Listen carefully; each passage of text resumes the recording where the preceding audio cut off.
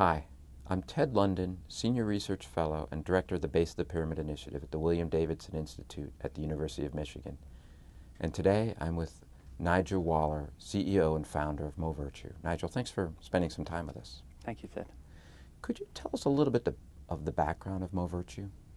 Yeah, I founded Movirtu in 2008 with the intent to enable the 2.7 billion people that live out there living below the poverty line who can't afford a mobile phone, to give them access to mobile phone facilities. Can you talk a little bit about the technology model behind this? Yeah, we understood that there's a big barrier to entry for these people with the cost of the price of the handset.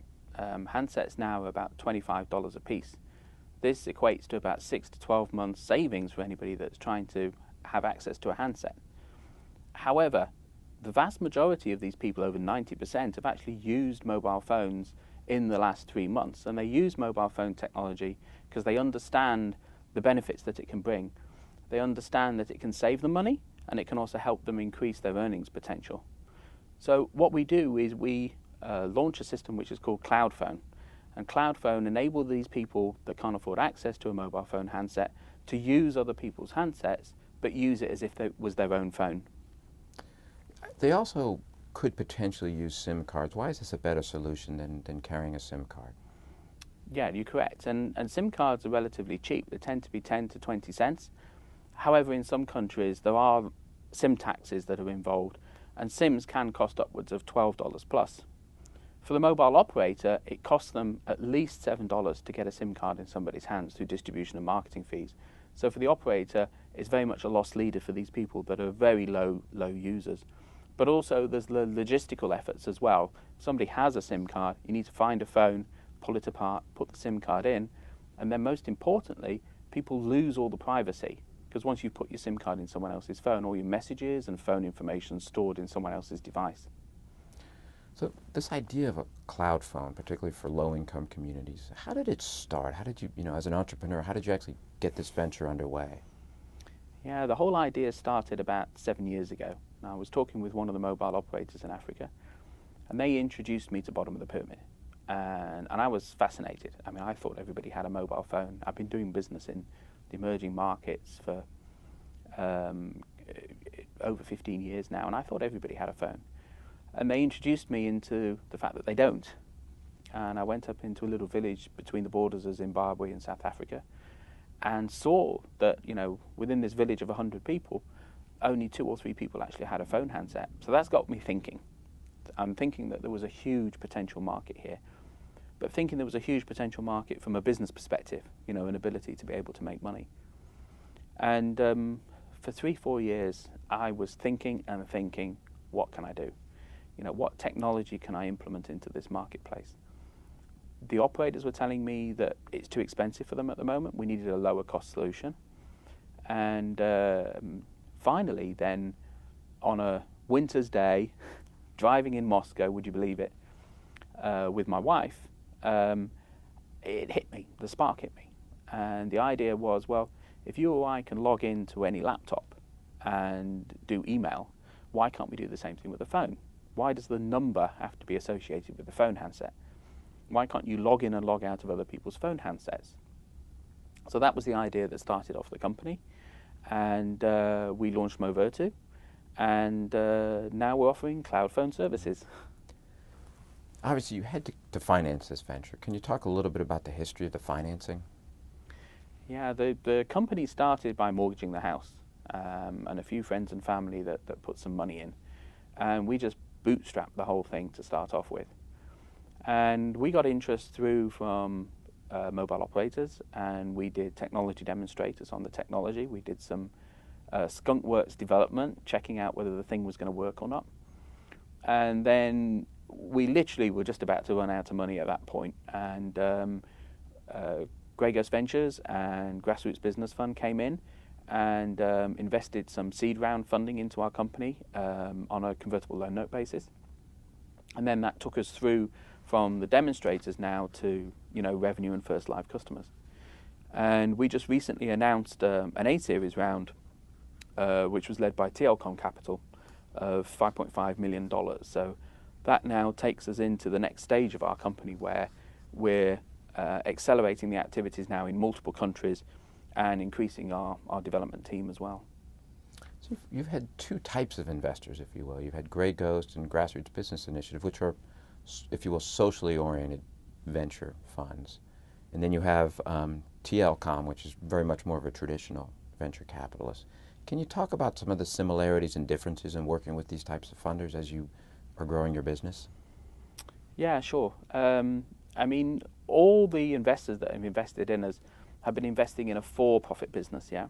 So we're not a non-profit looking for grants or subsidies. You know, with GBF and Grey Ghost Ventures, they're social-based VCs, and you know, they're still looking for the profitability. They still come at us with the numbers. They want to see the numbers and see how we're progressing, and we have to report regularly to them.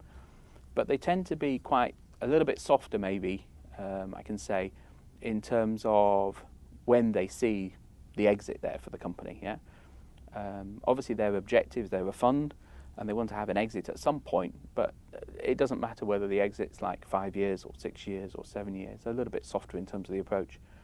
With the mainstream VCs, for example, TLCom now that have just invested, I mean, they're a larger fund than the other two funds. So obviously, it's more, how shall I say, it's more financially orientated, for sure. And we've gone through quite a long process in terms of getting the investment in place, in terms of due diligence process. But also, it'd probably be safe to say that they're not quite as soft in terms of the approach, yeah? It's more businessman-like and more orientated towards results and goals.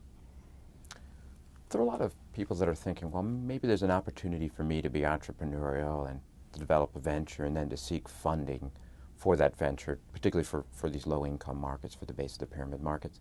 Do you have any advice or recommendations for people thinking about these kinds of things? Yeah, I mean, firstly, you know, do it. Simply, you know. We've had so much fun taking the company where we've got to now. And, you know, when we started the company, you know, I mentioned before that the initial interests were from a financial perspective. You know, we were looking to try and make money. And, you know, for the companies that I was working in, that was the idea, yeah? And when we sat down and started thinking about it, I say we, myself and my wife, when we started thinking, well, should we set this up? You know, for a split second I was thinking, oh, there's a money-making objective here. But then it quickly flipped. And it flipped into, well, hold on, you know, we've been working with all these large companies over the last few years. Now it's time to turn the clock and actually do something ourselves for good. You know, we can actually use all this expertise, use all this knowledge that we've gained over the years, implement something, see the benefit with people living below the poverty line, and maybe eventually, you know, we might make some money with the venture. But that, you know, the driver to set it up was actually doing some good. And you know, I'd fully recommend it to anybody. You know, in terms of setting up, I mean, we were a technology venture. What's very important in terms of technology ventures, I think, is patents. You know, the uniqueness of what you're doing, because the wealth creation that you're creating there. So if you've got some ideas, do some patent searches, register for a patent, and that will be your initial value of the company when you kick off. Do a lot of field research, get out there in the field, find out what the problems are that people have, propose your ideas, get some feedback early on. You know, find out if it's going to be a going concern or not, and then as you move down the path, try and get some early customers on as soon as possible, and just learn from them and let the company grow. And as you now think back, you've now encouraged entrepreneurs to think about this space. What lessons would you tell them? What have you learned that you'd like to share? At the very beginning, we cash-strapped a lot. I mean, we'd mortgaged the house, so we were being very cautious. Not that we're not cautious with the VC's money, just to make that clear, because we are. We're very, very cautious with money. but we actually should have spent a little bit more money up front more quickly. We did all our technology work quite slowly because we were fearful about spending money, and it probably in hindsight we should have done it a little bit more quickly. We also tried to find lots of partners, yeah? And we found some great partners to work with, but we, probably initially we probably would have been able to work a lot quicker if we'd taken some of the activities inside, initially. So we should have been a little bit more careful, I think, up front about exactly what we're doing and which partners are doing what and how we're just forming the company. Yeah. Nigel, thank you so much for talking with us today, and I look forward to staying in touch and certainly wish you the best of luck. No, thank you, Ted. I've enjoyed our discussion and look forward to staying in touch, yes.